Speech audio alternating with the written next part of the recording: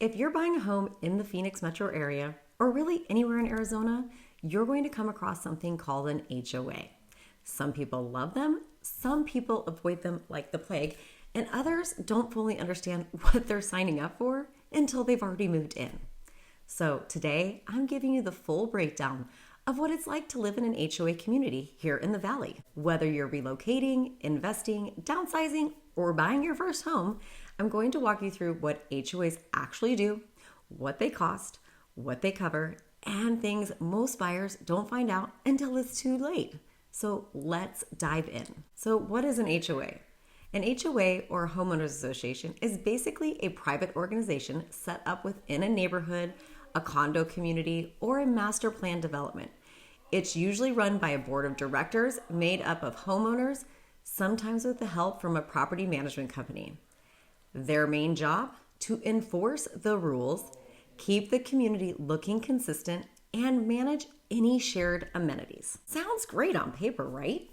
But the actual experience can vary a lot depending on how the HOA is managed. So let's talk about the rules. Because if you're living in an HOA, you're agreeing to follow the CC&Rs, which are the covenant, conditions, and restrictions. Community restrictions often include pre-approved paint colors for the exterior of your home. They can tell you that you can have no trailers, RV, or commercial vehicles in your driveway or even in the street in front of your house.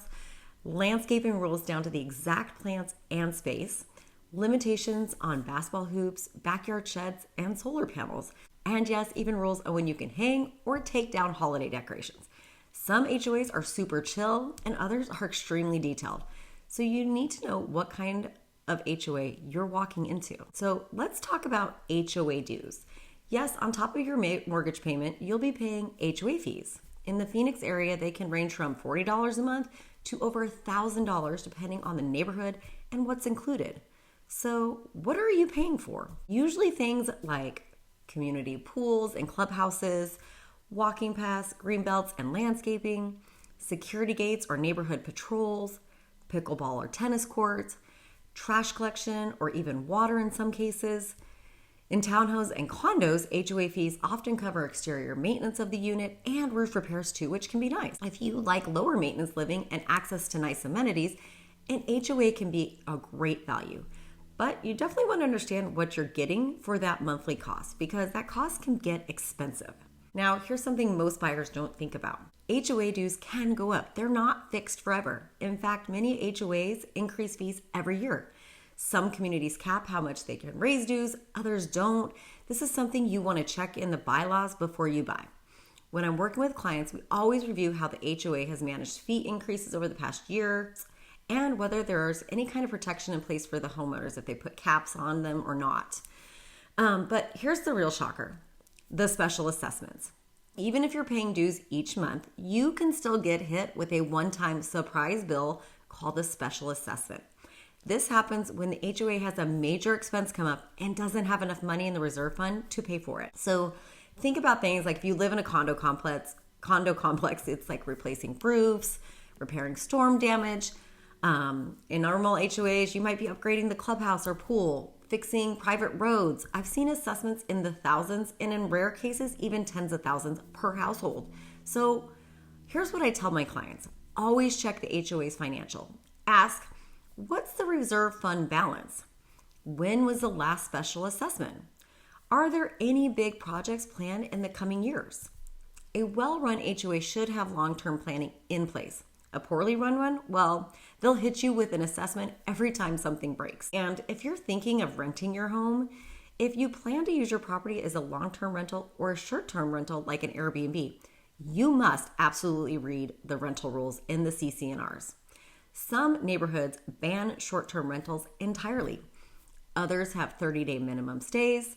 Some limit the total number of rentals in the community. This is especially important for investors, snowbirds, and second home buyers to understand.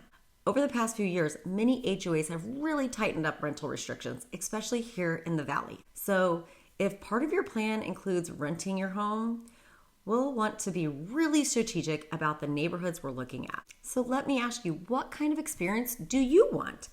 If you value consistency, order, safety, and low maintenance living, an HOA might be the perfect fit. But if you want total control, flexibility to rent, or the ability to customize your home how you like, you may want to look in an area that has no HOA or ones that are very minimally managed. It all comes down to your lifestyle and long-term goals. Here's the truth. Not all HOAs are created equal. Some are really amazing. They're well managed, transparent, and community focused. Others, not so much. You've probably heard the horror stories of board members getting power hungry, sending violation letters for the tiniest of things, and making the homeowners experience absolutely miserable. That's why it's important to do more than just look at the fee amount.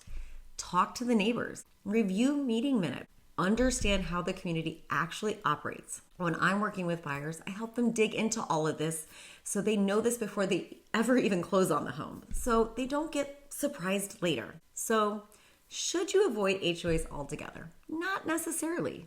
There are a lot of amazing communities here that are managed really well.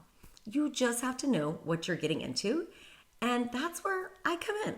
Whether you want a structured community with great amenities, or you'd rather have more freedom with fewer rules, I'll help you find the neighborhoods that actually align with how you want to live. If you want a list of rental-friendly communities or homes in areas with no HOA at all, reach out. I've got you. Thanks for watching today, and I'll see you on my next video.